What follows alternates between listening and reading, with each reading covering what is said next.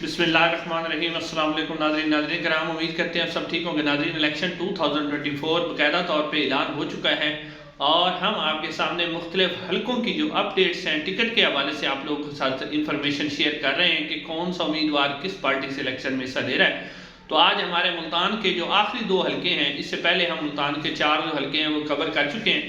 آج آخری دونوں حلقے ہم اس ویڈیو کے اندر آپ کے سامنے رکھیں گے کہ کون کون سا امیدوار اس وقت پاکستان تحریک انصاف، پاکستان مسلم نون اور پیپلز پارٹی کا ہے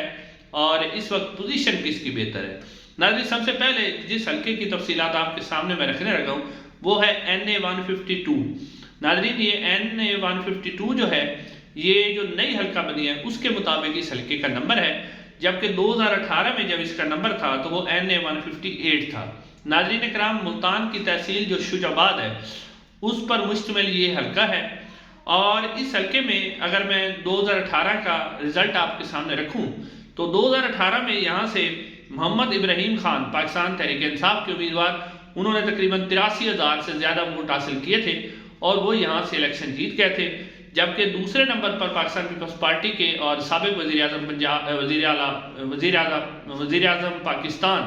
یوسر رضا گیلانی صاحب وہ رہے تھے اور تیسرے نمبر پہ پاکستان مسلم نون کے امیدوار تھے سید جاوید شاہ۔ تو اب یہ سچویشن تھی۔ اس کے بعد جب 9 مئی کے واقعات کے بعد اس حلقے کے اندر بڑی تبدیلی آئی۔ تبدیلی اس طرح آئی کہ جو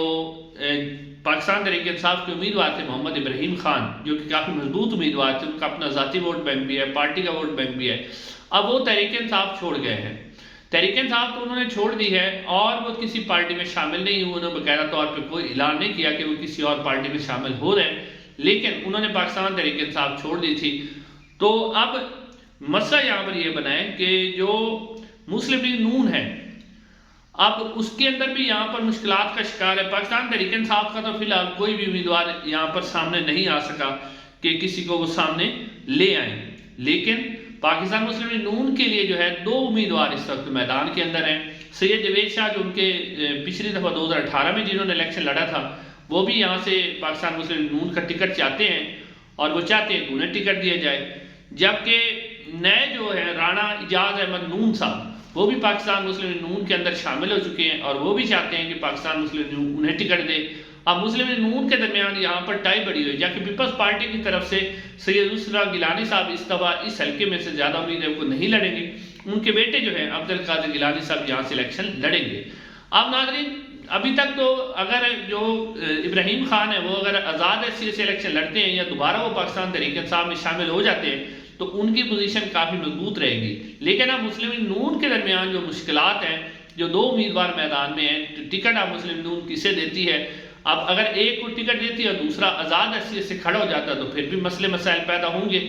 جبکہ سید عبدالقادر گیلانی صاحب بھی جو ہیں وہ بھی، ان کا بھی اپنا ذاتی ووٹ بینک بھی ہے، پارٹی کا ووٹ بینک بھی ہے، یعنی اگر آپ اوورآل دیکھیں تو اس وقت تک جو پاکستان تحریک انصاف کا امیدوار کوئی سامنے نہیں آیا۔ تو اس وقت تک اگر آپ دیکھیں کہ سید عبدالقادر گیلانی یا مسلم نون کے اعجاز نون ہو تو اس میں جو اعجاز نون صاحب ہیں وہ فیوریٹ لگ رہے ہیں، لیکن اس بات کا پتہ اس وقت چلے گا جب پاکستان تحریک انصاف کوئی امیدوار اتار دے گی۔ اگر 3 امیدوار ہو جاتے ہیں تو پھر مقابلہ ایون ہو جاتا ہے، اس کا پتہ نہیں چلتا کہ کون سا امیدوار جو ہے کس وقت آگے نکل جائے۔ ناظرین، اب آتے ہیں جی ہم NA 153 کی طرف۔ ناظرین، یہ جو ملتان کا حلقہ ہے NA 153، یہ ملتان کا آخری حلقہ ہے۔